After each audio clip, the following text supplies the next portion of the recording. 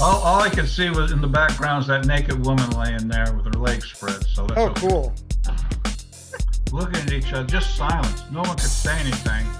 And me being the nutcase that I was sometimes, I just had to break the silence.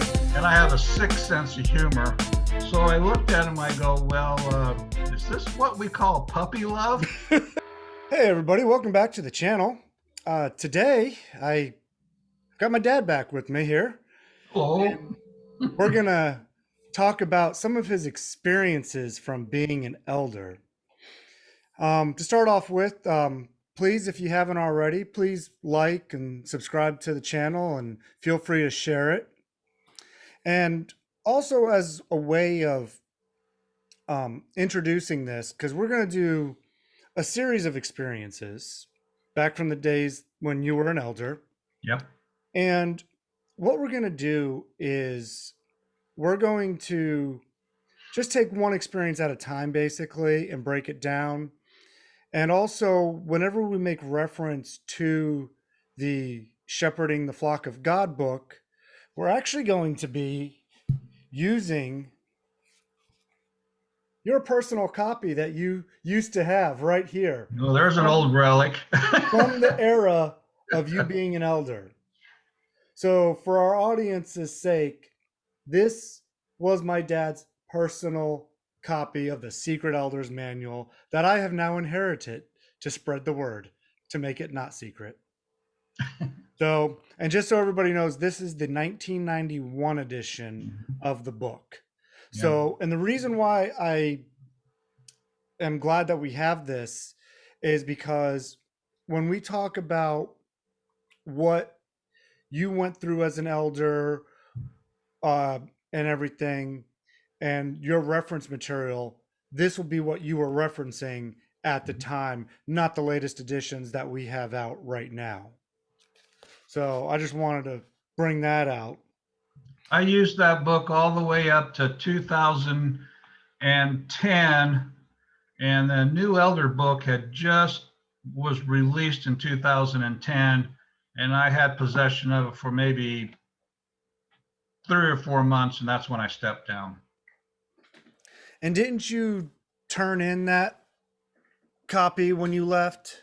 Yes, I did. I was a good, obedient elder because that's what you were supposed to do. But if I recall though, in 2010 though, you already had, when you left and turned that in, you had already woken up to the fact that this isn't the truth. Yep, totally woke up. I was looking for a way out, and it took me about, after totally waking up, took me about 2 years to finally walk away. I was the presiding overseer when I totally woke up, and it took me some time. Right. But I can understand too why you probably gave up that book, because you were trying to probably put the past behind you and not want to think about it anymore. Yeah. But you, when I was at your house this last December though, you had a whole bunch of old JW literature that you gave to me, and this book was amongst that. So I'm glad we have this to reference. And now to start off with too, I'm going to open up to page 107 of this book here, because I remember when I was growing up, we were always told elders are not judges whatsoever. And so we always thought, as just a regular rank and file, that, God's going to be the one to ultimately judge. Let me read directly from the Elder's Manual here on page 107.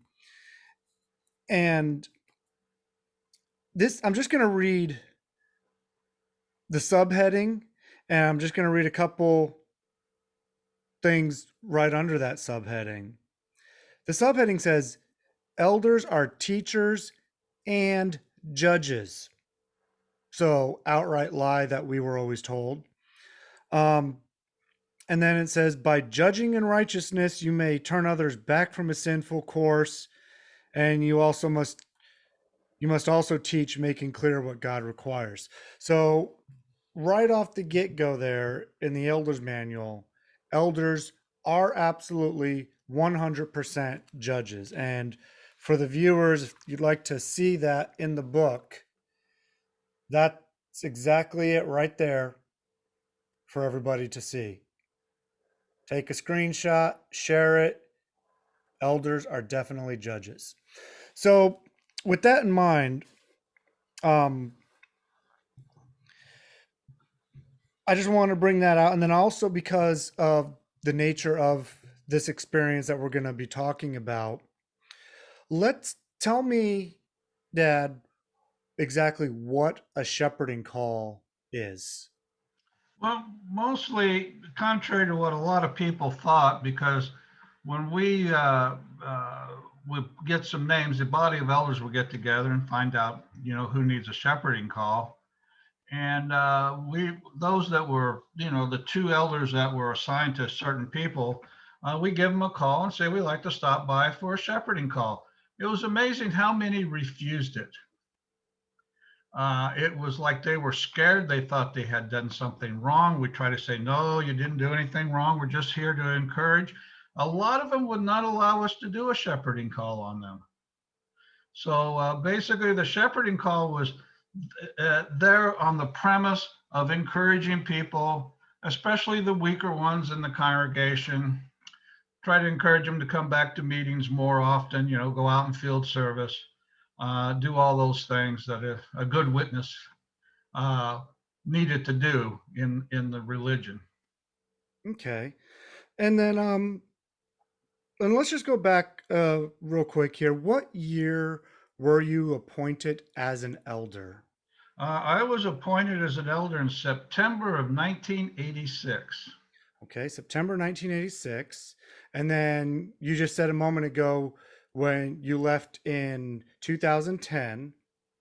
So 9606, that's 24 years you were 24 an elder plus, for. yeah. Mm-hmm. Okay, now let's go ahead and get started and talking about this experience that you had. So I want you to go ahead and relate the experience, and then we're going to go ahead and discuss it afterwards. Okay. This one was kind of a funny one, but a sad one. It really shows, how you can stumble upon something unknowingly. We were assigned to see this particular brother in our congregation, me and another elder. And fortunately, this other elder I was with had been an elder for quite a while. And he was kind of like my mentor because I had only been in as an elder for maybe a year or two at that point. And we went to his door, didn't call beforehand. We just went to his door on a cold call and we knocked and we heard somebody was inside the house, but nobody would answer. So we just said, okay, well, we'll catch him next time. And we left.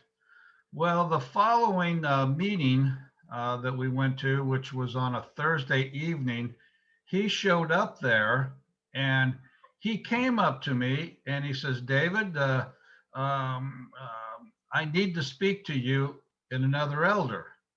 I go, okay. So I grabbed the elder that I was with. And after the meeting, we went in the back room and we met with this individual. At that point, he confessed that he had been doing some serious sins and, he needed help and this and that. And he was going on and on about, all his problems he was having.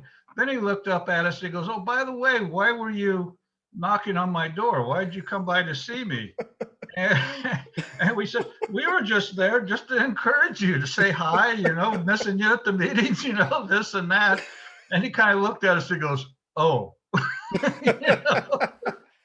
So he kind of fell into it, and we kind of fell into something that was quite serious, actually.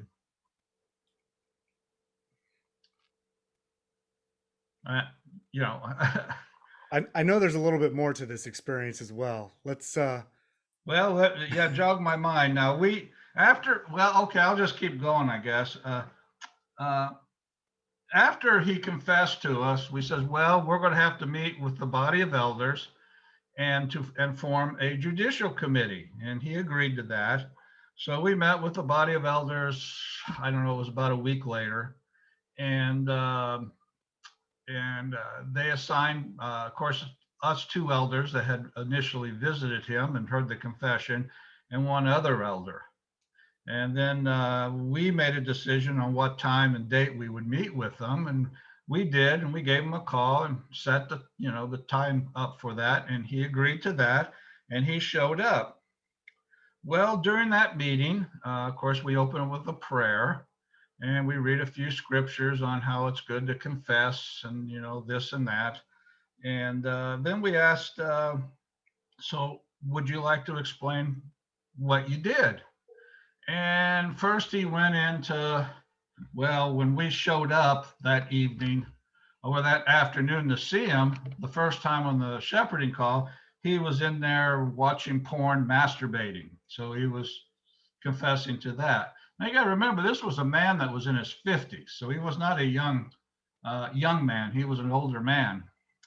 And we go, okay. So we were going over that. And then he goes, well, then I did something else. And we go, okay, what was that? And he goes, well, there's kind of a pause. He goes, well, I was hiring prostitutes. I was having sex with prostitutes. Okay. And we went through that and talked to him about that. Then we asked him again, is there anything else you'd like to talk about? Let's get this all off your chest.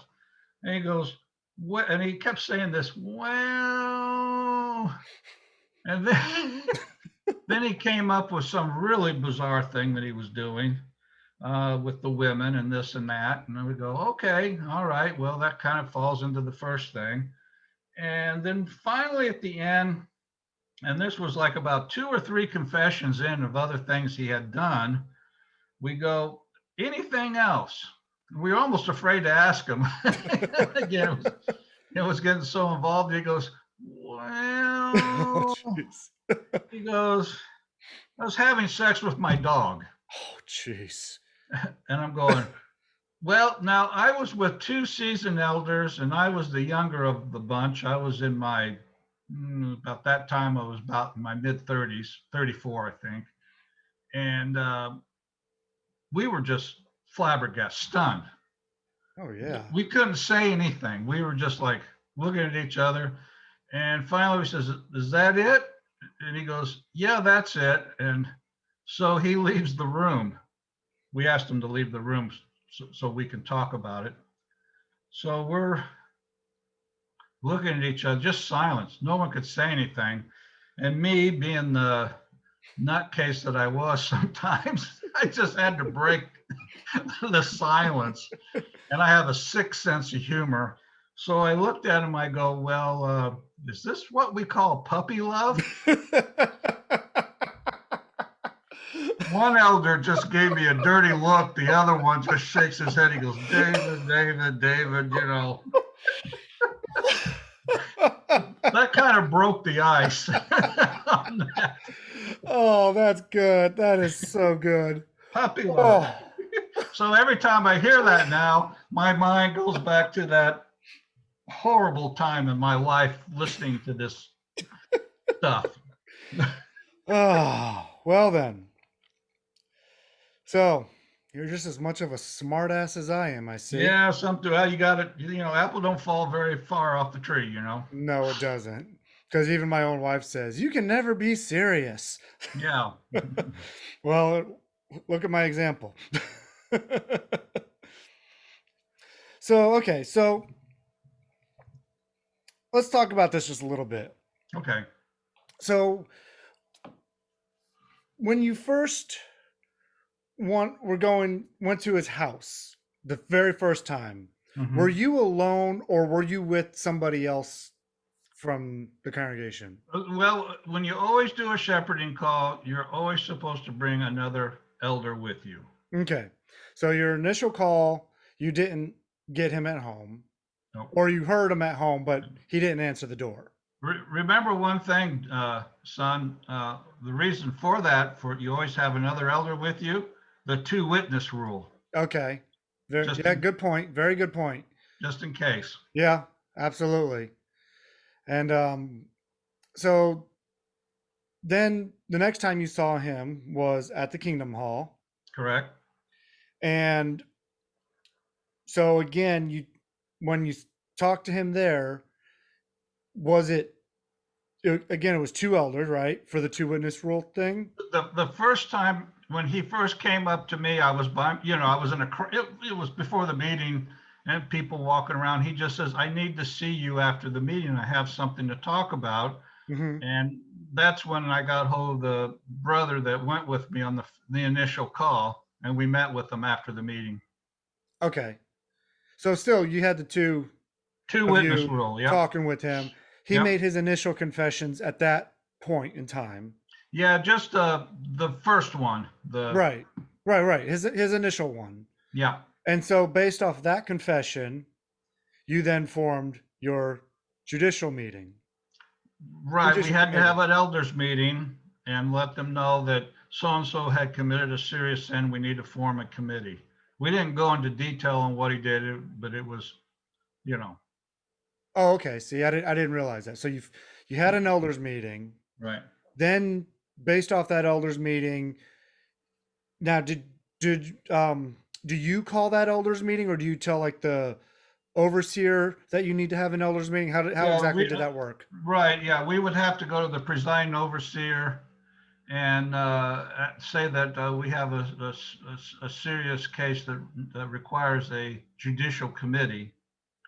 And then he called the meeting, and then there we would, he's the chairman, so he tells his body of elders, why they're there, and then he turns the floor over to either myself, or the other brother, and we let him know what happened, the circumstances, and that this person confessed to a serious sin.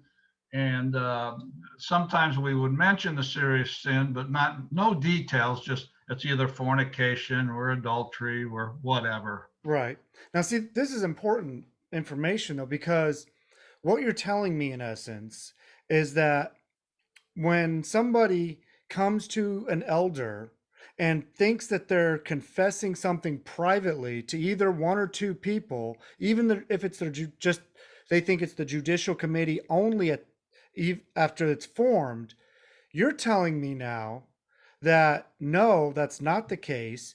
The whole body of elders, and of course, from different congregations, that number can vary greatly. Yeah. The whole body of elders knows what this person did in essence. What might maybe minus all the details, but still they know. Right. Correct. So this confidentiality is totally blown out the window. Yeah, I guess it is. I've never looked at it that way. You're probably right. I never thought of it that way before, son. But yeah, it wasn't detailed confidentiality, but it was a confidentiality in the fact that, we had to explain why. Basically, I looked at it, we had to just to let them know that this committee was being formed, justified, Right. Let's see, like, because I know years ago when I went through my judicial committee that I only thought it was the three elders that knew. No. See, and that's news to me that the whole body of elders in that congregation knows what everybody did. It's just Right. like it'd be like if you knew about your neighbor or friend or somebody who's having an affair or whatever, they're having the affair. The word gets spread throughout the community. You might not know the details of that affair, like when they do it or how they do it or all that. You don't need to know. You still know that they're having that affair. And that's the same thing with this. You still knew what was going on with everybody in the congregation, whether you were part of their committee or not. Right. The only thing the rest of the body of elders never knew about was the itty gritty detail of what took place in that committee. They just know it was being handled, Right. and that's it. Right. Well, I know the committee hashes out the details of that. So Mhm. let's move on to that a little bit now. So you've got, let's go to the part where you have the committee formed. You're meeting with him over the things that he confessed to you and the other brother at the hall. Right.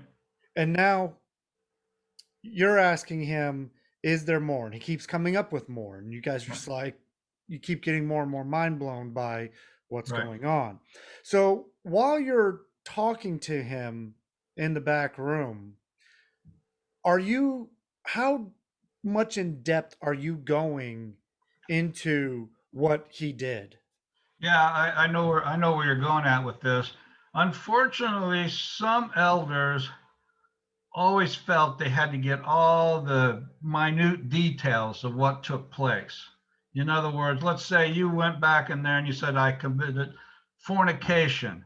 In reality, well, the only question they should have asked was, who did you fornicate with? Does this person need help? Was it in the congregation? So forth and so on. But that was about it. And then you may say, well, can you explain, what you meant by fornication? Because sometimes people, their idea of fornication is different from somebody else's idea. And they would say something like, well, I had sex with her, or I had oral sex, or this or that. For me and most of the others I work with, that's all we needed to know. Okay, you committed fornication, period. Now, other elders, they really wanted to go into detail for whatever reason. Some circuit overseers that would come through, and we always had these elder meetings slash school slash teaching sessions when the circuit overseer comes in for the elders meeting. Uh, they would, some would tell you that's exactly what you're supposed to do. Don't go in great detail. We had other circuit overseers that wanted you to go into really graphic detail. I had one circuit overseer explain, well, you said you were masturbating her. He says, how were you masturbating her? Was your finger stuck way up inside her vagina? I remember this so vividly, were you doing this to her? Were you doing that? And I'm going to myself, gee, all you need to know was he was masturbating her. That's it. Oh yeah. Well, see, I can actually relate to that because talking about my committee again that I had all those years ago, I remember them asking me details about like where I did things, what I did, how many times did we do it. And I'm just sitting there thinking, I'm like, why the hell is all this of any relevance? Just the fact that I did it should be enough. It's not. I mean, I think the how many times did you do it may be a valid question, because did you do it once, or did you do it five, a bunch of times, countless times? Of course, looking back now, I mean, it's nobody's damn business what I really did or not, Exactly. and that's really what the whole point of the matter really is. But the getting to the point of this though is just showing how intrusive they can be and how over much they overstep their bounds. And it all depended on the individual elder, how closely they followed whatever the organizational rules were to the best of their ability to others. Others, like I said, I had to stop elders meeting, a committee meeting several times when I had older elders I was on the committee with. I'm talking about ones that were like 30 years older than I was, and they were of the old, what we called the old style elder, where they wanted to go into great detail on everything. And I Mhm. would stop and says, no, this is not necessary. The watchtower teaches us this, and I would even reference that to them and then continue on. So, yes, it all depends on the individual elder. Okay. Well, let's go back to the experience now then. I know we got off the track a little bit, but I thought some of these points were very important as far as for people to know what's really going on behind the scenes. And I'm sure these things still are taking place even today with them. I'm So sure. So when you were back there, do you remember, did you drill this individual for details?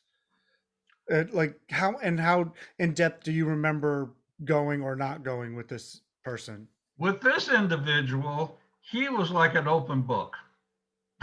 He just went on, explained everything in detail. We actually had to stop him a few times. We get the point, you know. And so this one was, if you want to talk about, you know, finding out information, this was an easy one because he was just so open with everything. Okay. Well, I mean, that in a way that's good. You know, you didn't have to get too intrusive with him then. So now let's go now to he's told you everything, including the bestiality thing, okay, and you dismiss him from the room. Correct. And what did you do at that point? Uh, After your little puppy love crack. right, right. I was gonna say, well,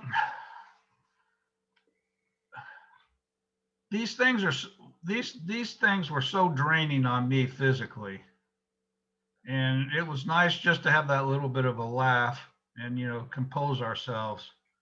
And but we start discussing it. Well, what do you think?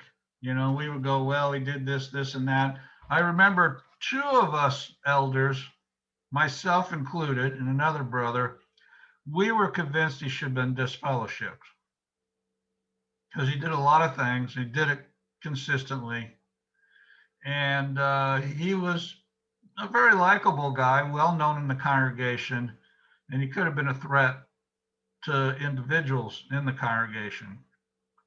But the one elder, and I got to admit, he was my mentor in helping me, you know, learn a few of the elder, you know, I call them tricks. He says, no, I think, you know, he should be put on public reproof. He really felt that he, through his confessions and his openness, that he was very repentant. And he went into great detail, that brother, explaining how he felt and why. And he says, besides, if we're wrong, you know, Jehovah's Spirit will show us that, and then we can take matters later on. That was always a great expression. Okay, so let me ask you a question about this part now. So you had, of course, every judicial committee has 3 elders, Mhm. as most as all ex-JWs know. And for anybody who's not Or familiar, more. You can have more than three. can you now? Yes, especially in very public or, you know, notorious cases. You can have more than three, but it's normally, you know, like 98% of the time it's three. Okay. Well, thank you for clarifying that. So in this instance, you had 3 elders for this guy. Yep. And when it comes to the decision of whether to disfellowship or not, is it a 2 out of 3? Does it have to be unanimous, or how does that work as far as the final decision whether to disfellowship or not? It has to be unanimous, number one. But number two, even let's say two said, yes, let's don't disfellowship, but one says, I really feel we need to disfellowship. Generally, out of what was the word I'm looking for that they would use? Uh, Boy, it's been so long. Uh, to be not congenial, but to Cordial? not cordial. Basically, to be in good spirit, you go along with the other two. Harmony. Harmony. There, thank you. Harmony. It's been a while, son. No, that's fine. That's fine. But yeah, to be harmonious, and they always talked about that a lot. They had another word for it, but I can't remember. But you go along with the other two. Even though you feel he should have been disfellowshipped, you still go along with the other two. And that's basically what took place with this meeting. I got you. Now, did you feel at that time that that was going to be an adequate punishment, I guess you could say, for this individual, or did you really feel that this person needed to be disfellowshipped? Well, I went along with it. And I changed my thought on it after the one brother explained it, more in detail, and I went along with it. I think the other brother went along with it reluctantly. At the point that the decision was made, it's you hope for the best, the hope that it works out for this individual. When I was there, I was really there to try to help an individual, not to seek vengeance upon them. Right. And I get that. And I feel that there's a lot of elders out there that are that way. But of course there's always the ones that aren't. And There are. now, okay, so you guys have made your decision. You're gonna publicly reprove him. Yep. Okay, and now let me define what publicly reproving is. It is basically mentioning that the person has, you don't say what they did from the platform, but Right. you just say that so and so has been put on public reproof. Right. Before that, a few years before I became an elder, they would mention this person's being disfellowshipped for fornication or for this or for that or whatever. So they used to mention it. Then I guess the legal eagles started getting in trouble, so they stopped all of that. Well, that's always the reason why they change things. It's not because they think that they're doing something wrong, is because their butts are getting in trouble with the law. Right. Basically. So at this point, so now you bring him back into the room, Mm-hmm. right? You tell him that you're going to publicly reprove him. Well, what we do first is we bring them back in the room. We read them some scriptures because we decide, okay, what scriptures are we going to read to them to try to encourage them, and we would all be assigned a scripture or two, and talk to them about that. Then we made the decision. We told them what our decision was. Okay. And then at that point, after that, did you pray with him or Yes, not? yes, we prayed with him because he was not disfellowshipped. Right. And I asked that question because I read in your elder's manual that if the decision is to disfellowship, you don't pray. Yeah, And I wanted to ask you about that because I'm thinking, and from my point of view, from have been a rank and file, that if somebody got to the point of needing to be disfellowshipped, or the elders thought he needed to be disfellowshipped or whatever, that person was at a particularly low point in their, quote unquote spirituality. They needed every little bit they can get, but then the elders don't pray over him or give him any of that, extra, bit of refreshment or whatever it's supposed to be. Why? yeah, it's a good point, son. I agree with you 100%. You would think they would pray over them please see you're wrong, please, rely upon Jehovah, make your way back into his organization, but they don't do that. And you think that would have been appropriate, but the Watchtower's thinking on that, if I remember correctly, was they have been expelled from Jehovah's organization. They're no longer part of Jehovah's organization at that point, so they do not deserve to be prayed with. I mean, coming from the belief background and putting that belief cap back on, you would just think that just sounds so cruel and so unloving that you're not even trying to give that person their, spiritual comfort, spiritual relief, and, encourage them that way. You're just be like, okay, well, you're done. You're out of here, pal. That's just like, Yeah. wow, that just really is so unloving to the extreme, let alone the shunning and everything that they're going to have to experience after being disfellowshipped. Yeah. Yeah. So Yeah. it's like it's a double kick in the gut when they're already down. Yeah. Yeah. Should So be a big wakening up call for some of them, but I was always amazed at those that were disfellowship and went through that. Were always begging to get back in.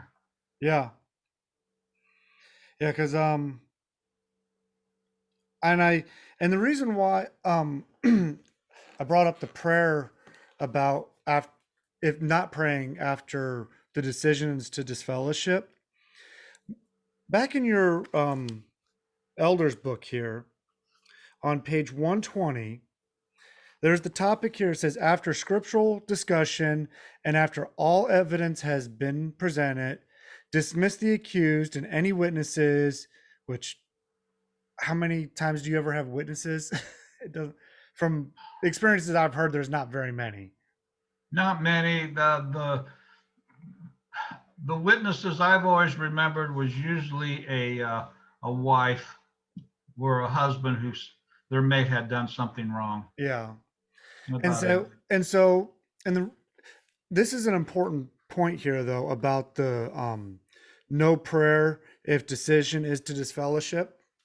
Now, I don't know how well you can see the book in the camera, but I wanted you to notice right here in the handwriting part, the blue ink, you hand wrote that part in.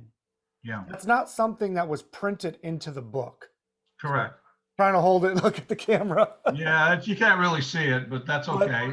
but you hand wrote that part in. Yeah, So at one of your elders meetings at some point in time, they told you about that. You hand wrote that in. Again, another legal liability, yeah, deniability in case it plausible ever came back to deniability. bite their butts. Yeah, Yeah. exactly. And that's why I wanted to um, bring that out, because some, that is, to me, like I said a minute ago, that's very callous and unloving. If you're already kicking the person out, you're not even trying to give them any nuggets of encouragement to come back at that point. Correct. And again, like I said, now they have to go through all the shunning and everything, and it's just Well, arrogant.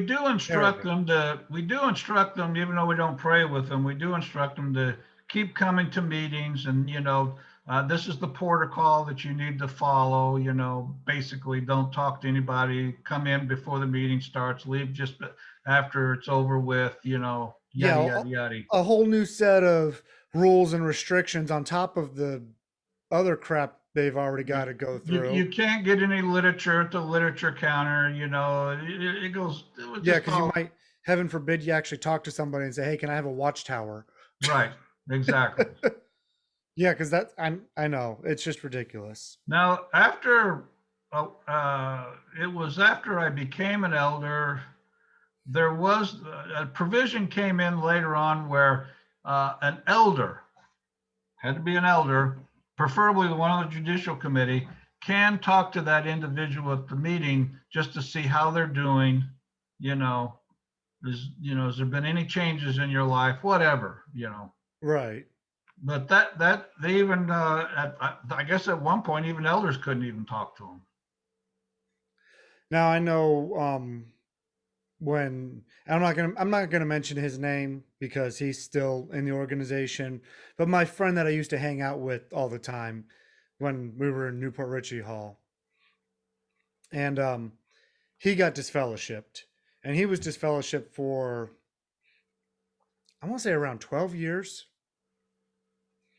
And I actually, and this is while I was still in, I started texting him, and then I started giving him calling him on the phone and everything and talking to him while he was disfellowshipped, knowing I wasn't supposed to, but I didn't really care. And, you know, he still went crawling back to the organization. It didn't affect him. Me being his friend and showing true love didn't affect him, whether he was going to stay in or not. He still went back to it.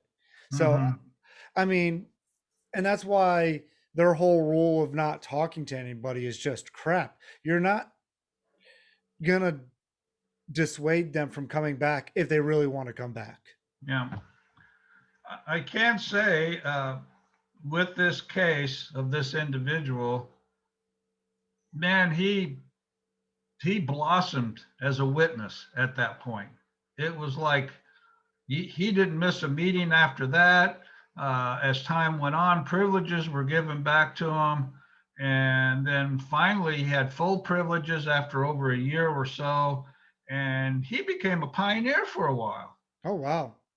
So, I mean, in that case, it really worked for that individual. But I don't know if you want to say it worked helping somebody stay in the cult, but you Oh, know. yeah. Well, anyways, that's all we have for today. I want to thank you, Dad, for coming on again and sharing Thank that you. experience. And we've got some more that we're going to be doing together. And just as a little teaser for the next one, we're actually going to talk about a time when you gave somebody advice that Oh, you weren't supposed to give them, but it tremendously helped them in the end. mhm. So stay tuned for that. And I want to thank everybody for watching. And as always, thank you for watching and stay tuned for the next video.